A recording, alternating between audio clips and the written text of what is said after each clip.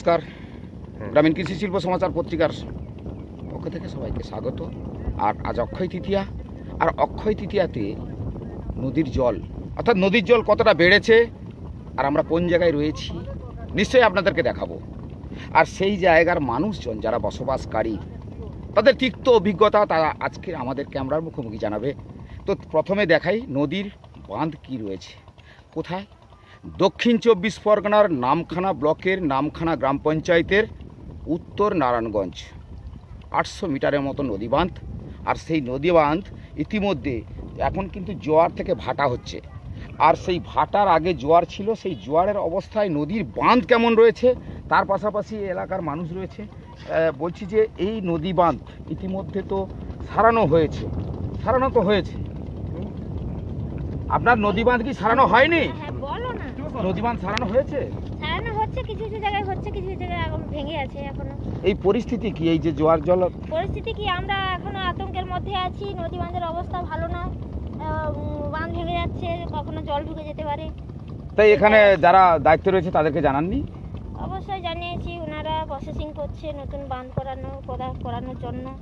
আমাদের জায়গা জমি নিয়ে টাকা পয়সা দেওয়ার একটা প্রচেষ্টা চলছে, যাতে আমরা একটা টাকা পয়সা নিয়ে অন্য জায়গায় গিয়ে ঘরদোর করতে পারি, এরকম প্রসেসিং চলছে। তো ওনারা আসছে, বিএলওর থেকে সব জায়গা থেকে আসছে। আমরা চাইছি নদী বাঁধটা আমাদের ভালোভাবে হোক, আগে আমাদের নিচে কাজ হোক। আমাদের টাকা পয়সা দিক যাই দিক না কেন, নতুন বাঁধ হবে যা হবে সব কিছুই ঠিক আছে, কিন্তু আমরা চাইছি আগে আমাদের নিচে কি কাজ হবে দেখানোর পরে আমরা উপরে নদী বাঁধ করতে দেবো। এটাই হচ্ছে আমাদের মূল কথা। মানে এইটা কি প্রতি বছরই এরকম অবস্থা হয়? হ্যাঁ, প্রতি বছরই এরকম অবস্থা। এটা কি এই সময় হলে কাজ হয় না, বর্ষাকালে কাজ হয় না, আরো শুকনো সময় কাজ হয়? সব সময় বর্ষার সময় কাজ হয়। আমরা চাইছি যে শুকনো মানে এর সময় কাজ হয়, খরার সময় কাজ হলে ভালো হয়, কিন্তু এই কাজগুলো সব সময় বর্ষার সময় হয়। আমরা অনেকবার পঞ্চায়েতেও জানিয়েছি, এখানে যারা আধিকারিকরা আছে ওনাদেরও জানিয়েছি। আমরা বারবার বলেছি যে আপনারা বর্ষার সময় কেন বাঁধ করছেন, আপনারা অন্য সময় তো বাঁধ করতে পারেন। বলছে ওটা সরকার থেকে আমাদের পারমিশন আছে, আমাদের এইরকম সময় বাঁধ করতে হবে। কত পরিবারের বসবাস এখানে? কত পরিবার বসবাস করে? হ্যাঁ, এখানে কত বলবো, 200-300 পরিবারের বসবাস। সবারই একই অবস্থা? একই অবস্থা। কি নাম আপনার? এটা কোন জায়গা? এটা নামখানা নারায়ণগঞ্জ। অর্থাৎ এই যে নামখানা নারায়ণগঞ্জের যে পরিস্থিতি, নদী বাঁধের হাল বেহাল কতটা, সেটা এলাকার মানুষ আরও রয়েছে, তাদের কাছাকাছি যাওয়া তাদের কাছ থেকে শোনাবো যে তারা দীর্ঘ এই যে নোনা জল এলাকায় ঢুকে পড়ায় তার যে চাষযোগ্য জমি থেকে ঘর বাড়ি তাদের যে একাধিকবার নষ্ট হয়েছে, তাদের যে অভিজ্ঞতা, আর সেই অভিজ্ঞতার কথা কিন্তু আমরা তুলে ধরবো। এখানে রয়েছে অনেক। বলছি যে কি সমস্যা হয় আপনাদের? এই নদী বাঁধ তো করা হয়েছে নতুন করা হলে কি হয়, মেন তো আমাদের স্রোতেই খেয়ে যাচ্ছে বেশি। এই স্রোত না ঘুরে হলে কোনো কাজ হবে না। প্রতি বছরে কোটি কোটি টাকা এখানে খরচ হয়, কোনো কার্যকরী হয়নি। তো যারা দায়িত্ব রয়েছেন তাদেরকে আপনারা বলেননি যে একটু পাকাভুক্ত করার ব্যবস্থা? বলে আমাদের হয়ে গেছে। তো সুন্দরবনের তো একাধিক জায়গায় নদী বাঁধ একই রকম অবস্থায় রয়েছে, কিন্তু তার থেকে কি আপনার খারাপ? হ্যাঁ, বঙ্কিবাবু জানে তো, বঙ্কিবাবু তো নিজে এসেছিলো এখানে, দেখে গেছে উনি। এখানে ডেজার একটা উল্টে গেছিল। হ্যাঁ, ডেজার যখন উল্টে যায় বঙ্কিবাবু নিজে এসেছিলো এখানে। তো পরিস্থিতি তিনি দেখেছেন তো? সব দেখেছে, সব জানে। এখন কি এখানে বোল্ডার না ফেলালে কোনো মতে টেকানো যাবে না এখানে। কি নাম আপনার? আমার নাম দেবকুমার দাস। কি চাইছেন? বোল্ডার ফেলক সরকার, তবে এখানে টিকাতে পারে। এখানকার দীর্ঘ যারা বসবাসকারী তার মধ্যে একজন অভিজ্ঞ মানুষ, তিনি কিন্তু দীর্ঘদিন ধরে বিভিন্ন সময় সংবাদ মাধ্যম এসেছিল, তাদের মুখোমুখিও বলেছেন। আজকের আমি যেহেতু এই জায়গায় একদম সরাসরি ওনার কাছে পৌঁছেছি, ওনার কাছ থেকেই জানা যে আপনাদের এই সমস্যার কি সমাধান হবে বলে মনে হয়? আমরা তো সমস্যার সমাধান করতে চাইছি, যে আমরা বারবার বলছি যে বোল্ডারটা ফেলানো হোক, কিন্তু সেই বোল্ডারের পরে দেখেছে এর বিগত কিছুদিন আগে 7 কোটি টাকা কাজ হয়েছে। কি কাজ হয়েছে আমরা তাও বুঝে উঠতে পারি। 2000 খাঁচা ফেলি দেওয়ার কাজ শেষ, তারপর থেকে বাঁধ ভাঙাই চলছে। অথচ আমরা বারবার বলছি এখানটায় বোল্ডার ফেলা হোক, বোল্ডার ফেলিয়ে আবার এই এলাকাটাকে রক্ষা করা হোক, তাই আজ পর্যন্ত হচ্ছে না। কাজ তো হচ্ছে, তো কাজ হচ্ছে তো, ও কাজ হওয়া যা না হওয়া একই। ওই যা সে কাজ হওয়া যা হয়েছে সেই কার্তিক মাসে সরিয়েছে, এ পর্যন্ত আর কিছু কাজ নেই। ওই যে হঠাৎ জল ঢুকে বলে সেই জায়গাটা ওই যে পাইলেন দিয়া কোনোরকম ঠেকে দেয় এই। আর এই জায়গা দিলে কাজ হবে, এই তো জায়গা দেওয়া হচ্ছে, জায়গা দিলে জায়গার তো মূল্য তো কিছু দেয়নি এখন পর্যন্ত। সেই জায়গার মূল্য দিলে যে লোক জায়গা ছাড়বে, না এর কাজ ছাড়বে। শুধু জায়গা ছাড়তে ছাড়তে কি না বাবা দেয়ালের পিঠে পিঠ থেকে চিত্তরঞ্জন ধারা, উত্তর নারায়ণগঞ্জ, 1 নম্বর সংসদ, নামখানা ব্লক, নামখানা অঞ্চল।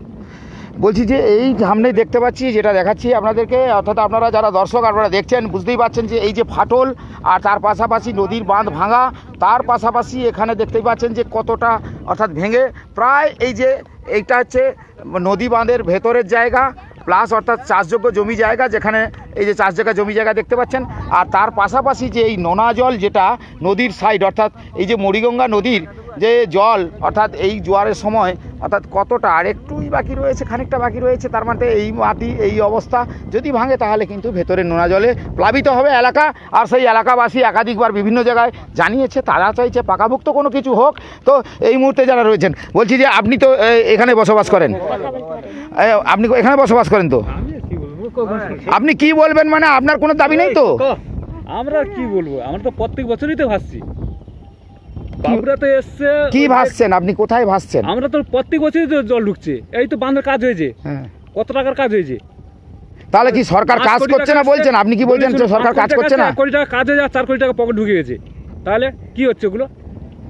সরকার তো কাজ করছে, আপনি তো দেখতে পাচ্ছেন কাজই করছে, ওই তো 5 কোটি টাকা এসছে, 1 কোটি টাকা কাজ করেছে, 4 কোটি টাকা পকেটে ঢুকেছে।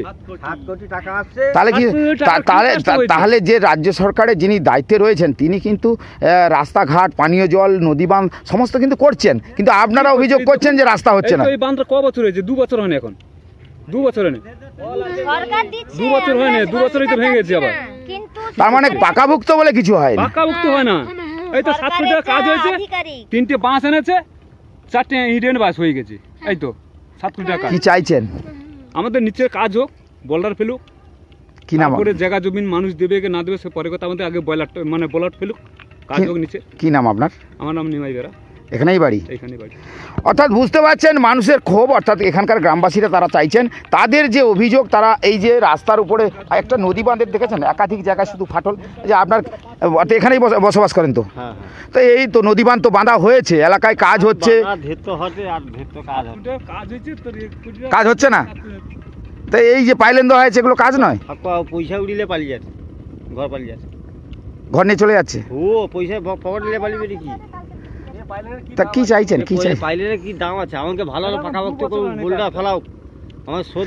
যারা দায়িত্বে আছে তাদেরকে জানাননি?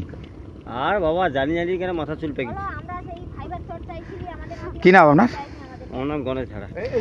অর্থাৎ বুঝতেই পাচ্ছেন যে এখানকার মানুষের তিক্ত অভিজ্ঞতা রয়েছে, অর্থাৎ সুন্দরবনে যারা নদীর ধারে বসবাস করেন তাদের একটাই দাবি, আর তারা বাড়াবাড়ি একই দাবিতেই অনড় থাকে, কারণ তাদের নদী বাঁধের হাল যখন খুব বেহাল হয়ে পড়ে তারা তখন দুশ্চিন্তায় দিন কাটায়। কারণ আমাদের সুন্দরবনে বিশেষ করে আমরা যেহেতু সুন্দরবনের মানুষ, আর সুন্দরবনের দিকে যদি তাকাই, এই পৃথিবীর ইতিহাসে সুন্দরবন একটা জায়গা দখল করে রয়েছে, কারণ সুন্দরবন যেখানে আপনি নামটা শুনলেই ভাববেন যে সুন্দরবনের আলাদা যে ঐতিহ্য রয়েছে, আজও ধারাবাহিকভাবে কিন্তু সুন্দরবন নামটা সবাই চেনে, কিন্তু সেই সুন্দরবনের যে জায়গাগুলো রয়েছে সেটা কতটা সুন্দর রয়েছে, তারা কী অবস্থায় রয়েছে, তারা কিন্তু সরাসরি আমাদের ক্যামেরার সামনে বরাবরই তুলে ধরেছে, আর সেই ছবিগুলোও কিন্তু আমরা তুলে দেখিয়েছি।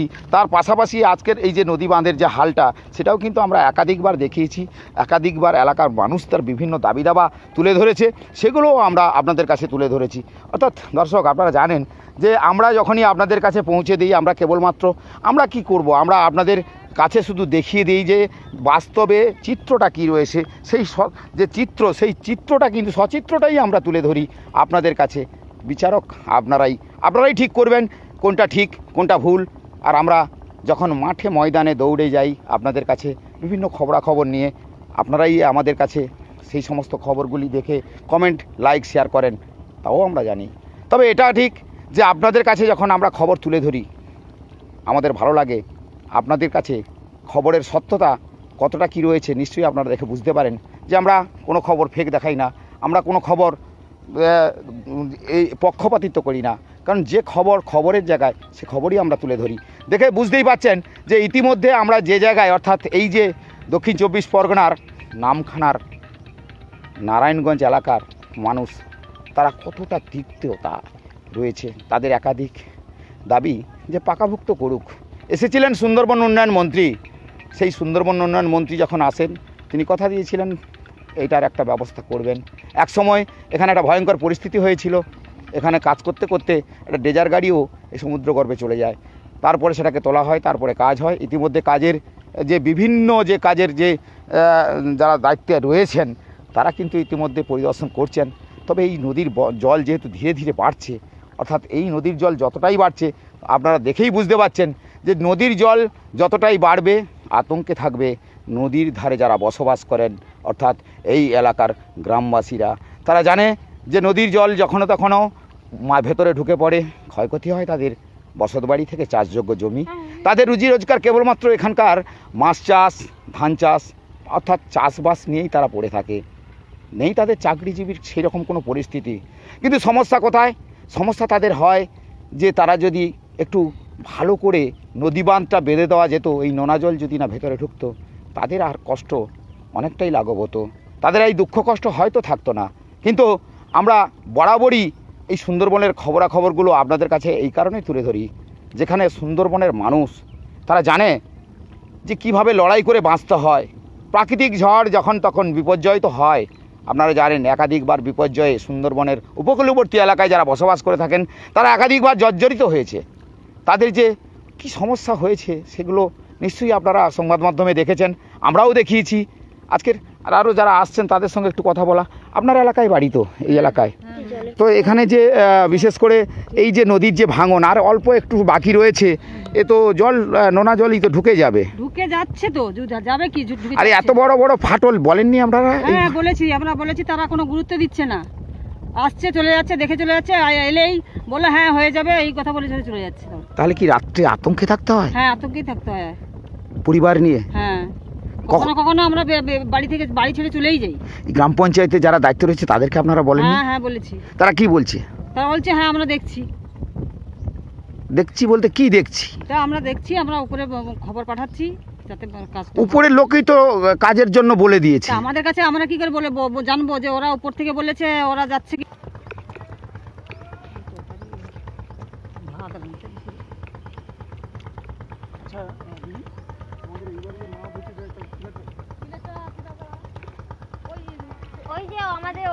অর্থাৎ বুঝতে পারছেন যে মাঝে মাঝে এখানকার তো যে নেটের প্রবলেম হয়, অর্থাৎ আমরা সরাসরি যেহেতু সম্প্রচার করছি আর সেই সম্প্রচারে আপনাদেরকে এই মুহূর্তে দেখাচ্ছি যে নারায়ণগঞ্জের এই মুহূর্তে নদীর জল আর নদী বাঁধের ফাটল, নদীর ভাঙন, এগুলো কি অবস্থায় রয়েছে সরাসরি তুলে ধরছি, সেটা নিশ্চয়ই আপনারা দেখছেন, বুঝতেই পারছেন।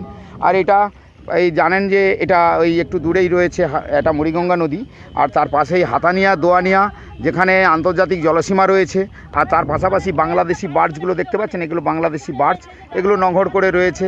আর এখানকার যারা বসবাস করে বেশিরভাগই মৎস্যজীবী, চাষবাস, এই সমস্ত এদেরই জীবন জীবিকা।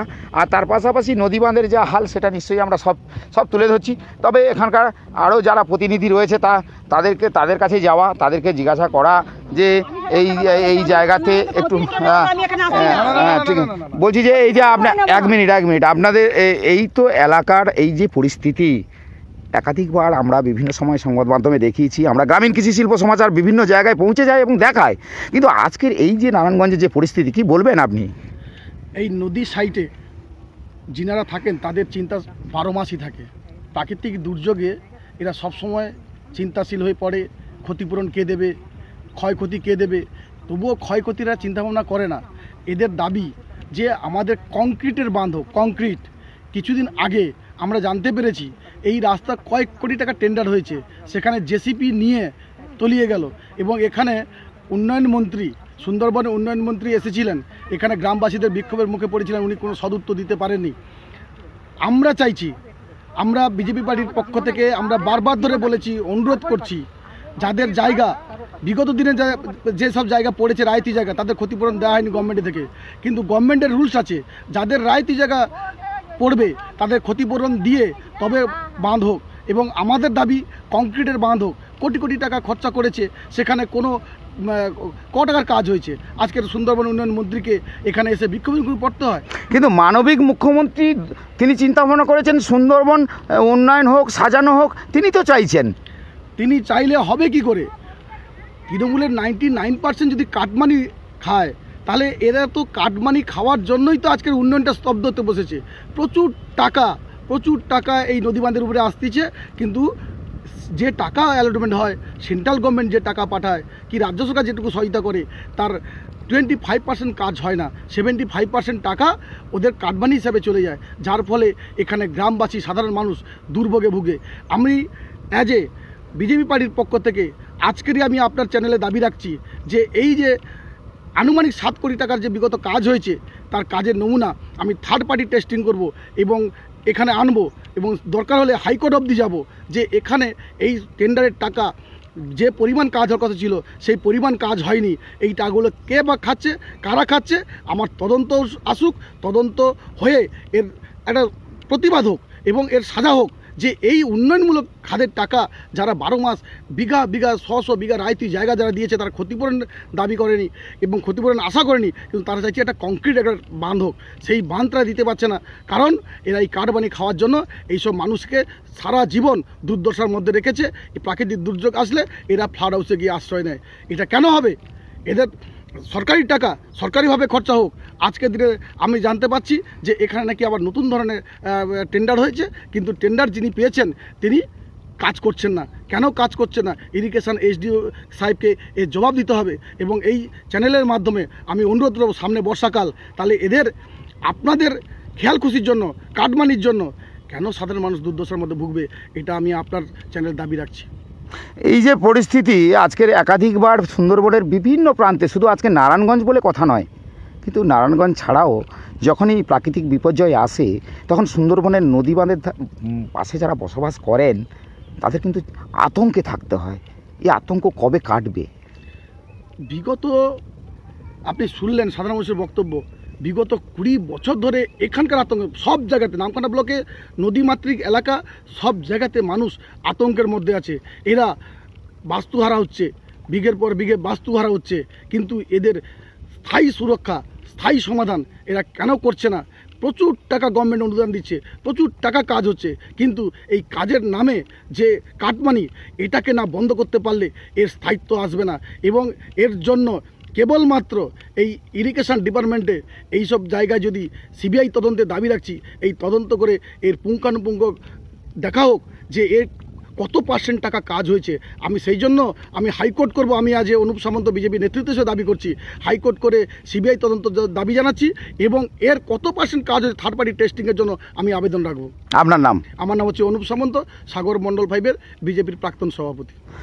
যদিও বিরোধী দলের একটা বক্তব্য যে এই মুহূর্তে এই জায়গায় যে কাজ হয়েছে তাদের কাজের সেই সঠিক নির্ধারণ করা হয়নি তারা বলছেন, কিন্তু এই যে নদী বাঁধের ফাটল আর নদী বাঁধের হাল, এটা যেহেতু আমি সরাসরি সম্প্রচার করছি আর সরাসরি দেখাচ্ছি যে সুন্দরবনের প্রত্যন্ত শুধু এই নারায়ণগঞ্জ বলে কথা নয়, সুন্দরবনের বিভিন্ন জায়গায় আমরা বিভিন্ন সময় কিন্তু খবরগুলো দেখিয়েছি। যেমন এর আগে দেখিয়েছি নামখানা নারায়ণপুরের বালুপতা, ভক্তাপাড়া এবং মন্দিরে বাজার, মন্দিরের ঘাট এবং আপনার যেখানে বুড়ো বুড়ির টট, জি প্লট, এই একাধিক জায়গায় সাগর, পাথর প্রতিমা, একাধিক জায়গা, অর্থাৎ সুন্দরবন বিশেষ করে আমরা যে জায়গাটায় বলছি এটা কি বলতে পারি আপনাদেরকে, কারণ যেখানে যখন দেখি ঠিক এই সময় হলেই সুন্দরবনের যখনই কালবৈশাখীর একটা তাণ্ডব থাকে, আর সেই কালবৈশাখীর প্রাককালে হঠাৎই করে নদী বাঁধের হাল এতটাই বেহাল হয়ে পড়ে যেখানে নদী বাঁধের পাশে যারা বসবাস করেন তাদের কিন্তু আতঙ্কে দিন কাটাতে হয়। আপনার বাড়ি এখানে? তো এই যে নদী বাঁধের হাল, যেখানে এলাকার মানুষ তারা দাবি করছে আমরা কিছু চাই না, আমরা এখানে একটু শান্তিতে ভালোভাবে বসবাস করতে চাই, কিন্তু সেই বসবাসের যাচযোগ্য জায়গা তাদের একাধিক নদীতে পড়েছে, তারপরে আবার নদী বাঁধ হচ্ছে। কি বলবেন? আমার নাম বাসুদেব মাইতি, আমার নামখানা বাড়ি, কিন্তু আমার পাশের এই যে জায়গাটা নারায়ণগঞ্জ গ্রাম নামে একটা গ্রাম ছিল, সেই গ্রামটা আজকের মানে নদীর তলায় সব চলে গেছে, আর কিছুটা আছে।